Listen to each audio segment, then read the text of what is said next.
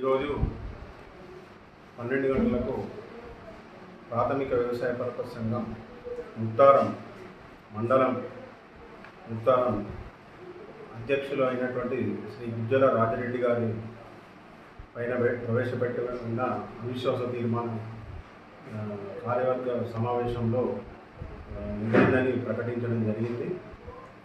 కొత్త అధ్యక్షుని ఎన్నిక రేపు